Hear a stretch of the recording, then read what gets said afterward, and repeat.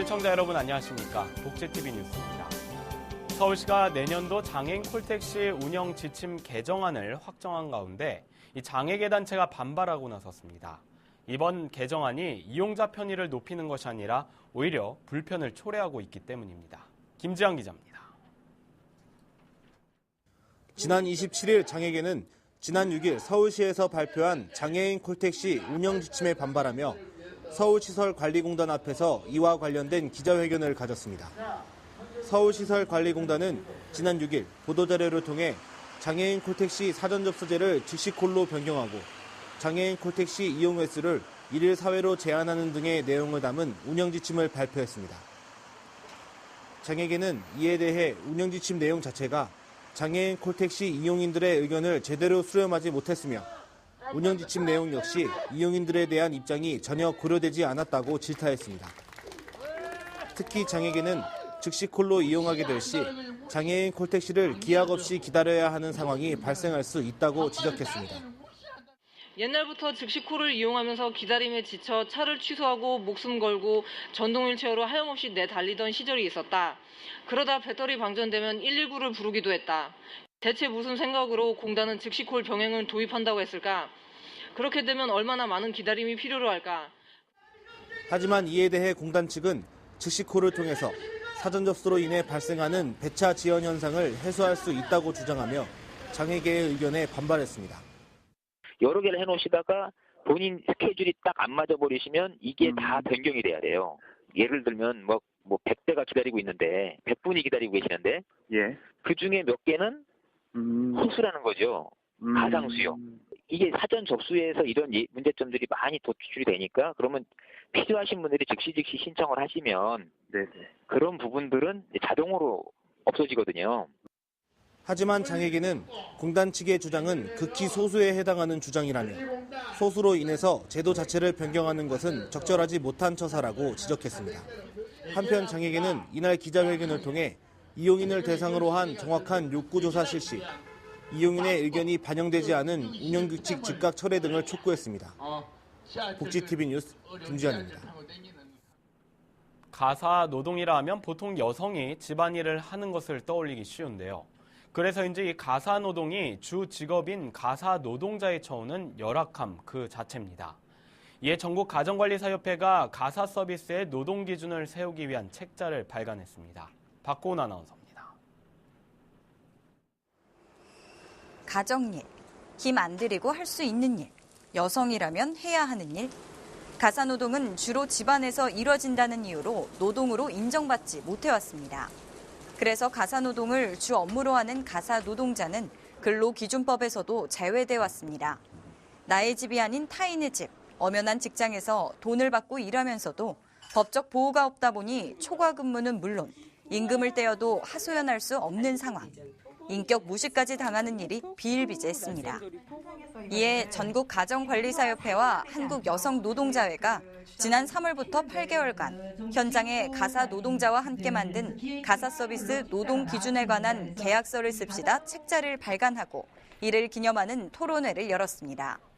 내용을 보면 청소부터 주방일, 쓰레기 버리기 등 가사 노동 세부 작업에 대한 노동 기준표와 가사 서비스 이용 계약서가 실려 있습니다. 가사 노동자가 일을 시작하기 전 이용 고객은 가구 및 주거 현황, 가사 서비스 추가 항목 등을 확인하고 서비스 기간 등을 기록하는 것입니다.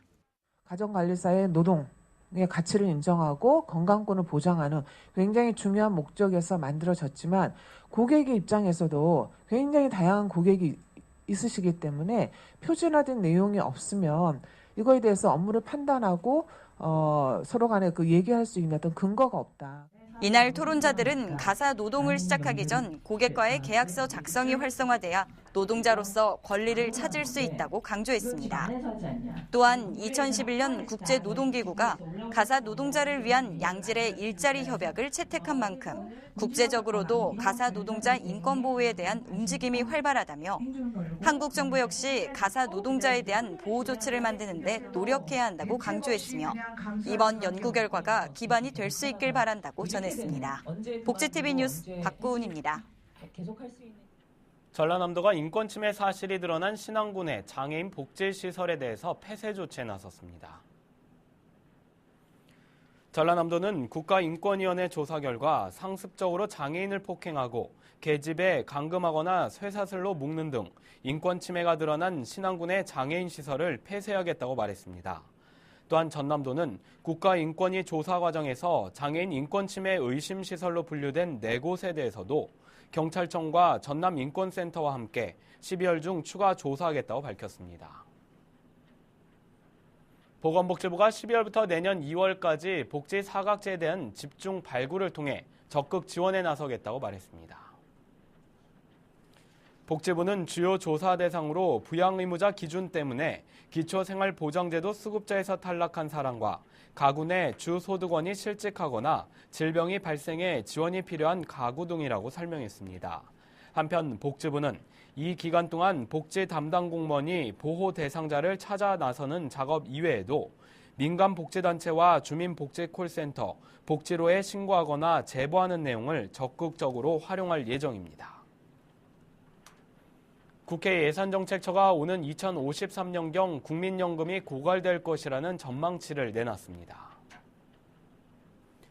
국회 예산정책처의 2014년에서 2060년 장기 재정전망 보고서를 보면 올해 9월 국민연금기금 적립금은 458조 2천억 원, 국내 총생산 GDP 대비 규모로는 31.8%입니다. 현행 세입과 세출 관련 법령과 제도가 2060년까지 변화가 없다는 가정 아래 오는 2038년에는 GDP 대비 25.7%를 기록하며 수지가 적자로 돌아섭니다. 이후 수지가 적자로 돌아선 GDP 대비 기금 적립금은 빠르게 줄어들어 오는 2052년에는 2%, 2053년에는 고갈될 것으로 예상됩니다. 경기도가 사회복지시설의 유휴 공간을 활용해 나눔 숲을 조성하고 있습니다. 입소자들의 정서 안정은 물론 신체 발달과 치료에도 도움을 주고 있습니다. 최현미 기자입니다. 양주시의 한 정신요양원. 삭막했던 운동장 모서리 공간을 이용해 작은 숲이 조성됐습니다. 풀과 나무로 꾸며진 길을 따라 여유로운 산책을 즐기고 곳곳에 마련된 운동기구로 가볍게 몸도 풀어봅니다. 장시간 시설 내부에 있어야 하는 입소자들에게 자연과 가까워질 수 있는 계기가 마련됐습니다. 나눔 숲이 조성되면서 몸과 마음이 모두 여유를 찾을 수 있게 됐습니다. 마음의 문이 열리니 서로 간의 대화와 소통도 더 늘어났습니다. 운동하기를 싫어했었는데 이런 숲을 조성하고 나서 스스로 내려와서 운동할 수 있는 분위기가 됐고 또 이 안에 와서 자기네들 운동기구 가지고도 스스로 운동할 수 있는 분위기가 더 활성화돼서 굉장히 아주 고무적이라고 생각을 하고 있습니다. 올 한 해 경기도 내 복지시설에 조성된 나눔의 숲은 총 7곳. 내년엔 연천과 안성시 등 10개소의 조성 사업을 시작하며 복지시설 내 자연공간을 계속 늘려가겠다는 계획입니다. 소외받기 쉬운 복지 대상자들이 자연을 접하게 되면서 새로운 희망을 붓는 계기가 돼주고 있습니다. 복지TV 뉴스 최원미입니다.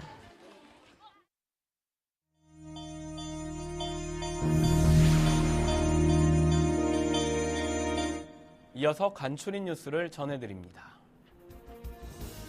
장애인 제도 개선 솔루션은 지하철 승강기 내 후면을 확인할 수 있는 거울 설치를 의무화하도록 국토교통부와 서울 메트로 등의 정책 건의를 했습니다. 휠체어를 이용하게 될 경우 승강기의 개폐 여부와 후방 시야 확보가 어려워 출입문 또는 승객과의 충돌이 발생할 수 있기 때문입니다. 한국지체장애인협회가 제9기 시도협회장들을 임명했습니다. 김광환 지장협 중앙회장은 지장협 조직의 근간은 지방 조직에 있다며 창립 정신을 되새겨 의지를 다하고 새로운 지장협을 만드는 데 매진해달라고 당부했습니다. 대전 도박중독 예방치유센터가 서구 둔산동에서 문을 열고 본격 운영에 들어갔습니다.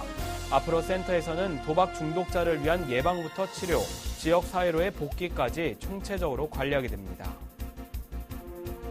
전라북도가 교통이동약자의 이동 편의를 증진시키기 위해 내년에 40세대, 2016년에는 98대의 저상버스를 추가로 도입한다고 밝혔습니다.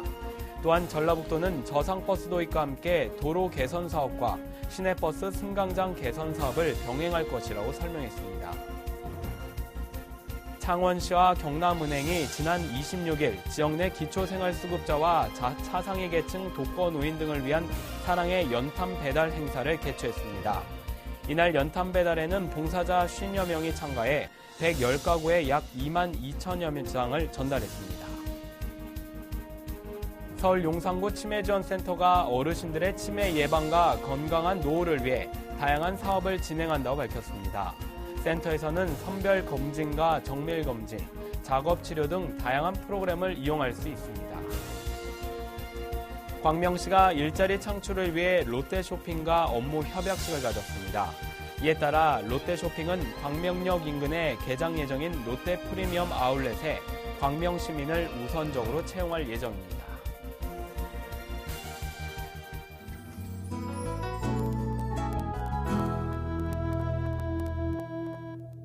75년인지 6년인지. 이게 뭐야? 89세 소녀 감성 강계열 할머니, 98세 로맨티스트 조병만 할아버지. 평소 할아버지가 귀여워하던 강아지 꼬마가 갑자기 세상을 떠나게 되고 꼬마를 묻고 함께 집으로 돌아오는 이후부터 할아버지의 기력은 점점 약해져 가는데 장성한 자녀들을 모두 도시로 떠나보내고 76년이라는 긴 시간 동안 서로를 의지하며 살아온 노부부. 진정한 사랑과 아름다운 이별을 그린 다큐멘터리 영화인데요. 가슴 찡한 울림을 전할 것으로 기대를 모으고 있습니다. 매일같이 불행하다고 외치는 사람들을 만나는 런던의 정신과 의사 헥터. 과연 진정한 행복이란 뭘까 궁금해진 그는 모든 걸 제쳐두고 훌쩍 행복을 찾기 위한 여행을 떠나게 되는데 진정한 행복의 비밀을 찾아 전 세계로 여행을 떠나면서 벌어지는 이야기를 그린 영화 꽃배씨의 행복여행. 사이먼 페그 등 배우들의 연기가 영화의 완성도를 높이는데요. 더불어 유럽, 아시아, 아프리카, 아메리카 등 다채로운 배경도 볼거리로 가득합니다. 윌리엄 골딩의 원작 소설로 만들어진 연극 파리대왕이 다음 달 10일까지 대학로 소월 아트홀에서 공연됩니다. 장애인과 국가유공자는 할인 혜택이 있습니다. 미스테리 추리 뮤지컬 셜록 홈즈가 2015년 2월 8일까지 두산아트센터 영광홀에서 공연됩니다. 장애인과 국가유공자는 할인 혜택이 있으며 공연장에는 장애인 휠체어석과 장애인 화장실이 마련돼 있습니다.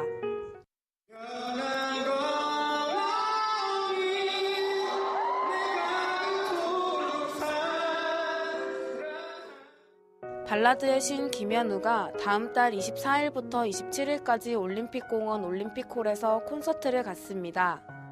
장애인과 국가유공자는 할인 혜택이 있으며 공연장에는 장애인 휠체어석과 장애인 화장실이 마련돼 있습니다. 이야기가 있는 시간 오늘의 영상. 이번 시간에는 전북에 있는 박선호 개건 기자가 직접 취재한 소식입니다. 함께 보시죠.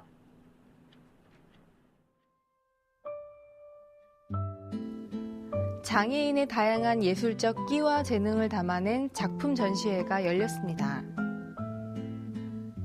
제3회 꽃보다 아름다운 작품 전시회.